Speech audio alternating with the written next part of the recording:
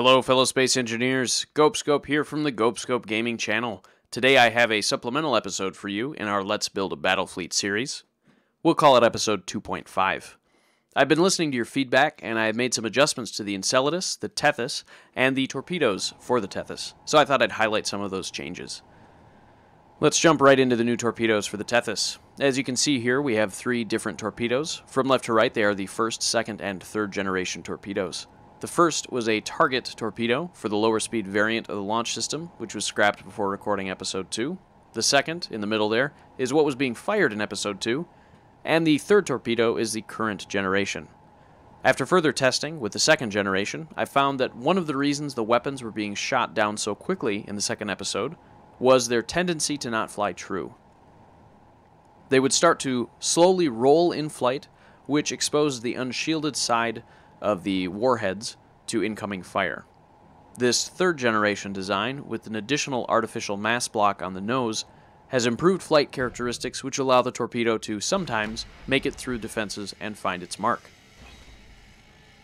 It doesn't always make it through though, and I found that it depends to an extent on where the guns firing at it are in relation to the flight path of the weapon. The more direct the flight path is to any given gun, the more likely that gun will shoot it down. If the gun has to fire at the oblique as opposed to head-on, it will be far less likely to intercept the weapon. It also depends, of course, on how many guns are firing at the torpedo and how many projectiles, missiles, other torpedoes are coming at the ship at the same time.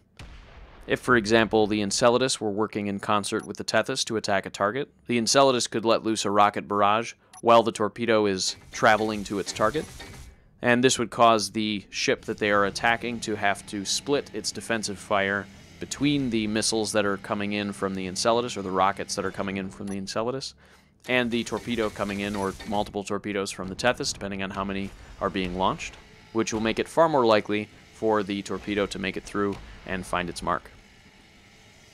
And as you can see here, when the weapon does make it through, there is good effect on target. Just one of these shots destroyed the bridge, a turret, 2 large reactors, and 2 large cargo containers, as well as some timers, gyros, and thrusters. This ship is now running on battery power only, and its days are numbered. I've also fixed the issue with the Tethys' blast doors. They are running on a timer system now, which should effectively lock the rotors down so that they do not move while maneuvering with gyroscopes as they had been. Here I am testing the Tethys by bringing it up to a good speed and then activating inertial dampeners and maneuvering at the same time in a direction that used to cause the doors to swing most. I have been unable to get either door to move with this new system, so I'm confident that it is fixed. And I want to thank the viewers who brought that to my attention. Now that the interior light bug has been fixed, I've gone back and updated the interior lights for the Enceladus and the Tethys. Upcoming ships will also have the correct colors now from the outset, now that the bug has been fixed. In addition to the interior lights on the insides of the ship, the outer interior lights, if that makes sense, that were used for safety indicator lights on the connector piston assembly on both the Enceladus and the Tethys are now functioning with the correct color as well, as you can see.